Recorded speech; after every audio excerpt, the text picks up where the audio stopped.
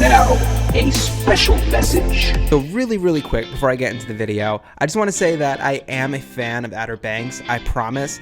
I do think that season 2 is a bit nonsensical, and in general the show can be a bit nonsensical, as I explained in the video, but I promise there are still things that I really like about it, and I even have a montage dedicated to the show at the end of the video. So that's it, enjoy the video. Start the video, nobody cares. I'm ending it. I'm ending it right now.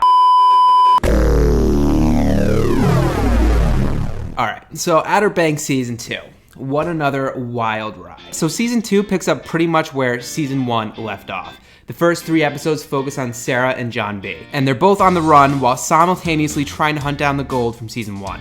And quite honestly, this was the weakest point of the season for me because all the things that I find to be the least desirable about the show were at the forefront of the first 3 episodes. And what I mean by that is predominantly just convenient writing. John B and Sarah should probably have been hunted down and captured multiple times, but they weren't. They escaped past multiple armed guards in numerous situations because, you know, they're the main characters. They also meet some incredibly annoying characters named Cleo and Captain Terrence who capture them and try to bring them into the authorities to get a reward. These 2 characters cannot be any meaner, harsher, or ruder to John B and Sarah. Fortunately though, John B and Sarah offer them some of the gold in exchange for them not being turned into the authorities, and not only do they accept the gold after some negotiating, but they then both turn into saints and go out of their way to help John B and Sarah escape no matter the cost. Including getting shot down, chased, doesn't matter. In fact, Cleo was there with them to the very end, just helping them out. They'll do whatever they want for them once money is involved, including risking their own safety, just for the sake of convenient writing. And that kind of frustrated me because it seemed like rushed character development. I just found the storyline to be ridiculously repetitive too. It was like John B and Sarah find the gold, then it gets taken away. Then they find the gold, then it's taken away. The authorities come after them, they escape. The authorities come after them, they escape. Rinse and repeat. It just felt very repetitive. And meanwhile, the storyline with the other Pogues in the first few episodes was a bit more interesting. They were trying to figure out how to get evidence on Ward so that they could get him arrested once and for all. That was definitely more engaging, but aside from that, they really weren't doing much aside from just being sad that John B wasn't around. I felt like I was kind of losing interest by the end of episode 3. But then episode 4 hit and I felt like this show really found its rhythm again, and it felt like the show that I remembered from season 1. Stop, the train is riding down to the station where you lived when we were school kids.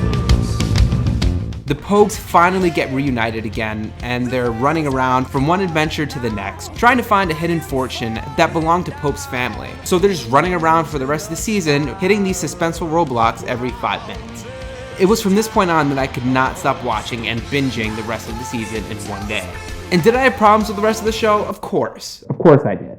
Literally in every single episode, at least 2 main characters are in jeopardy of dying. And in fact, they should be dying, but fortunately, they're basically superhuman and can dodge almost any attack. And if they can't dodge something, trust me, they'll be fine in about 5 minutes. Really, trust me, they're fine. And not only that, their ridiculous plans and conveniences also assist in helping them get out of any situation. The ambulance scene with JJ is just 1 out of 50 examples that just comes to my head right now. The script helps these characters get through any situation that it wants them to and prevents them from succeeding in any situation that it doesn't want them to. And my problem with that is that logic is just tossed straight out the window. The real world does not exist in Outer Banks. Overall, I'm fine with that. I really don't care about it anymore because I've just become numb to it. It's kind of just the nature of the show. It's important to kind of just turn your brain off and just sit back and watch these kids find whatever hidden treasure or gem that they want and ignore what the real world is really like. I'm okay with that. The only true problem that I can't look past, especially in this season, is that there's no consequences really. Like again, there's multiple times where the show really tries to convince you that this character is about to die or that something that you wouldn't expect is gonna happen. Like there's a twist at the end of episode 9 that no shit. I saw that coming, it was very obvious. And not only that, but again, characters dying, not really a thing. They try to make you feel like a character's gonna die, but you know they're just not gonna die. Here is what my reaction was like every time they tried to convince me a character was about to die. Yeah, I know, he's gonna die, right? Can you believe this? I don't know, babe, he looks pretty dead. Yeah, I know he looks dead, but this is Outer Banks, it's fine, give it a... He's already alive. See? He's fine. He's walking. They're proceeding on the adventure. I told you.